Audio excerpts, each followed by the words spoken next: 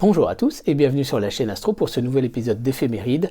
À voir ce soir dans le ciel tous les phénomènes astronomiques que nous pouvons observer, que ce soit à l'œil nu avec une paire de jumelles, avec un petit télescope, voire un télescope de diamètre un peu plus important.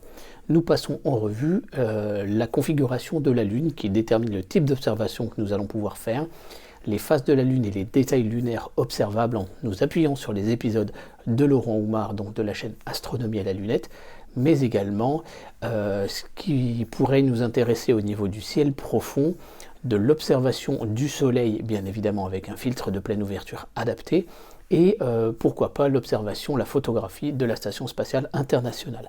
Bref, nous passons en revue un petit peu tous les différents phénomènes, mais nous parlons aussi des essaims d'étoiles filantes, des passages d'astéroïdes ou de comètes. Voilà, globalement, toutes les news importantes, histoire de pouvoir vous aider à préparer vos soirées d'observation. Et à chaque fois, on s'appuie sur les différents épisodes que j'ai déjà sortis sur la chaîne. Et donc aujourd'hui, je vous propose de nous intéresser à la période du 19 au 26 mars 2021. Et c'est maintenant sur la chaîne Astro.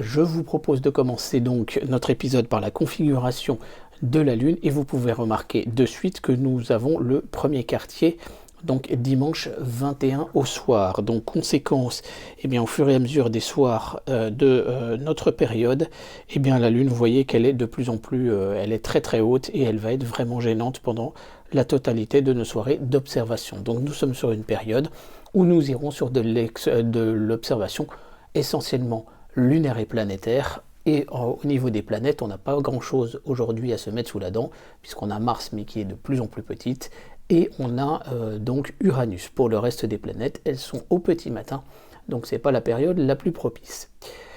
Néanmoins, nous allons pouvoir nous intéresser aux détails présents sur la surface lunaire, et donc en nous appuyant sur les épisodes de Laurent Oumar. Commençons donc par le vendredi 19 au soir. Nous avons Théophilus, Cyrillus et Catharina, ces trois immenses cratères qui sont absolument magnifiques à observer, même à partir d'une bonne paire de jumelles, et idéalement, bien évidemment, avec un télescope. Vous avez aussi la zone entre Sabine et Moltke qui correspond à la zone d'atterrissage d'Apollo 11, et là aussi, la zone est assez sympa. Ce vendredi 19 au soir, on notera que nous avons un rapprochement entre la Lune et Mars. Et donc bien évidemment, et en plus de ça, juste à côté des Hyades. Donc l'occasion de pouvoir faire une série de photos assez sympa. Néanmoins, la luminosité de la Lune fera que si vous voulez mettre en évidence réellement l'amas des Hyades, il faudra quand même faire un peu de traitement, et ce qu'on appelle du HDR, pour essayer de travailler au niveau de la dynamique de votre photo. Samedi 20 au soir, nous avons encore la zone de entre Sabine et Moltke qui sera observable. Le dimanche 21, nous aurons la Rima Iginius et le début de la vallée alpine qui commencera à se dessiner. Mais elle sera encore vraiment à la limite du Terminateur, donc le Terminateur, cette ligne qui sépare la zone illuminée de la zone obscure de la Lune. Ce sera surtout lundi 22 où nous aurons la vallée alpine et le mur droit. Nous aurons également la possibilité de pouvoir entrevoir le début de l'arène de Stadius, mais ce sera plutôt à réserver aux gros instruments. L'arène de Stadius sera plutôt observable justement le mardi 23 au soir, ainsi que la mer des nuées, mais cette fois pour la partie gauche. On continuera le mercredi 24 avec le Montes Riphaeus. Et enfin, le vendredi 26, nous aurons Aristarque, un phare sur la Lune, Marius Hills et Rainer Gamma qui seront observables. Sur notre période, nous noterons que samedi 20, nous aurons l'équinoxe de printemps. L'équinoxe de printemps signifie que le Soleil se trouve sur l'écliptique.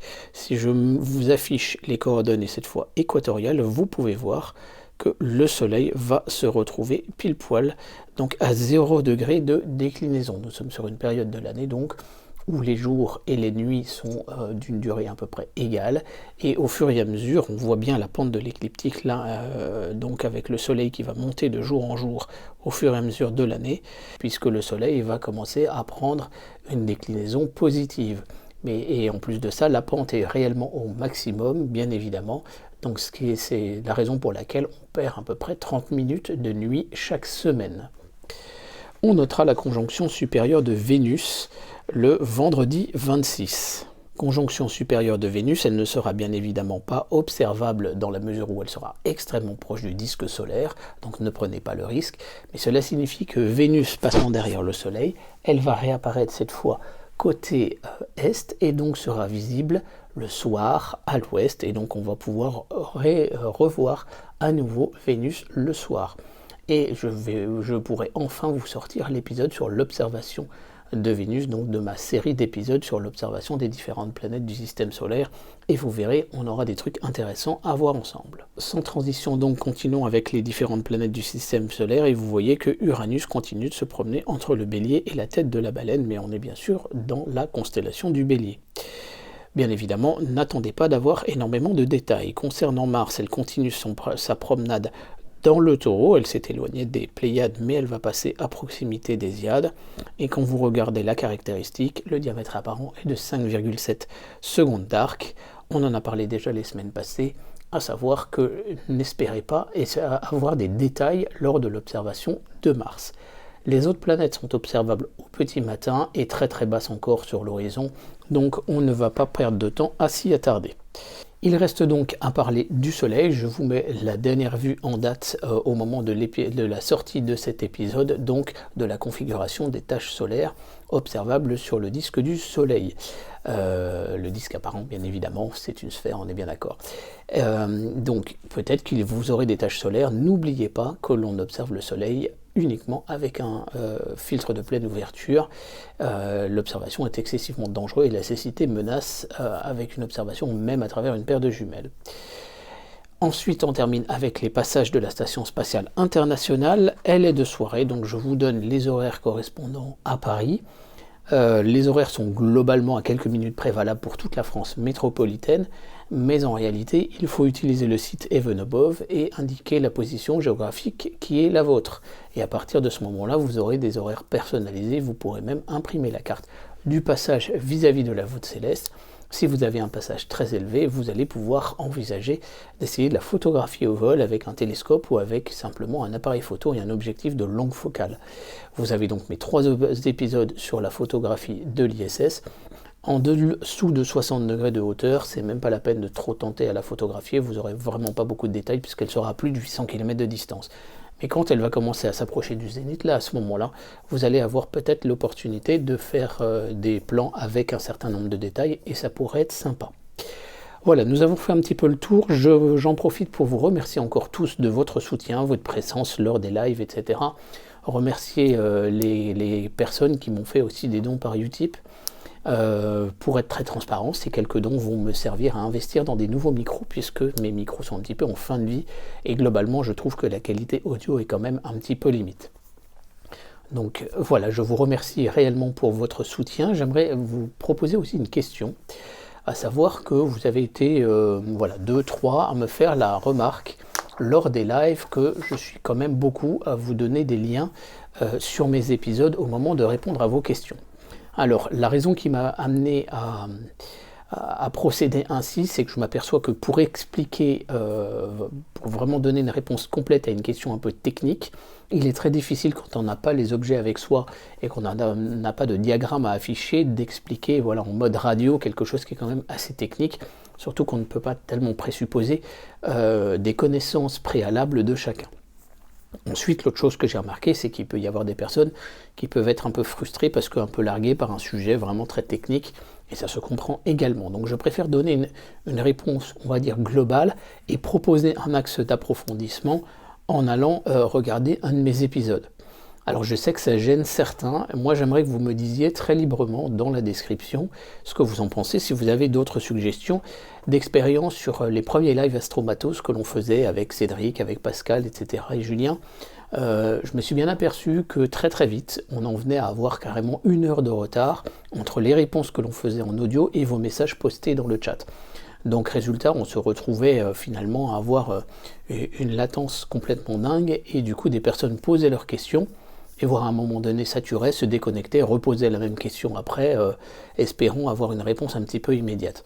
Donc j'ai trouvé que le moyen, et puis surtout avec le nombre d'épisodes que j'ai maintenant sur la chaîne, je trouvais que le moyen le plus direct c'était de pouvoir donner une réponse simple et d'envoyer vers un épisode, mais je sais qu'il y a des personnes que ça gêne, que ça choque, L'objectif n'est pas un objectif de booster en tant que tel le nombre de vues sur mes épisodes, parce qu'à la limite, je sais très bien que vous avez les playlists et vous pouvez aller fouiller dedans. Mais c'est d'essayer de pouvoir contenter un maximum de personnes, et moi je suis plutôt satisfait quand sur un live Astromatos, on a répondu aux questions à 30, 40, 50 questions sur le même live, ce qui est quand même une assez bonne performance. Donc je vous en prie, l'espace commentaire est à votre disposition pour me dire un petit peu ce que vous en pensez, et puis si vous avez des suggestions autres. Je réfléchis aussi à ça parce que peut-être qu'à l'avenir, c'est vrai que vous êtes quand même pas mal à me poser des questions par Messenger. Je vais bientôt être très très pris au niveau professionnel et donc ne pas être en mesure de pouvoir avoir cette disponibilité et vous répondre facilement par Messenger, raison pour laquelle je réfléchis peut-être à ces formats de live Astromatos et de voir comment est-ce qu'on pourrait un peu mieux vous aider. Voilà, je vous remercie de votre attention, n'hésitez pas à partager cet épisode autour de vous. Alors j'ai pas trop parlé du ciel profond, mais vous avez compris que cette semaine le ciel profond c'est pas vraiment le meilleur moment. Donc voilà, n'hésitez pas à partager cet épisode autour de vous si vous voyez des débutants qui se posent la question c'est quoi ce point, machin, etc. Et qu'est-ce que je peux observer avec mon télescope, parce que clairement ces épisodes sont faits pour vous mettre le pied à l'étrier par rapport justement à vos premières observations, et sans doute les premières observations ça peut être la Lune. Voilà, je vous remercie de votre attention, je vous donne rendez-vous ce week-end pour l'épisode du week-end. Je ne sais pas vous dire à l'avance quel sera le sujet abordé, mais vous le savez bien, j'essaye de contenter un petit peu tout le monde, et puis surtout de vous donner des perceptions un peu diverses et variées, en parlant d'un observatoire en poste fixe, en parlant de la spectrographie, etc. etc. Et on essaye voilà, de vous donner des petites brides, un petit peu comme ça, de ce que peut être l'astronomie amateur, et puis vous aider à vous lancer dans votre pratique. Je vous remercie de votre attention, je vous dis à très bientôt sur la chaîne Astro, merci.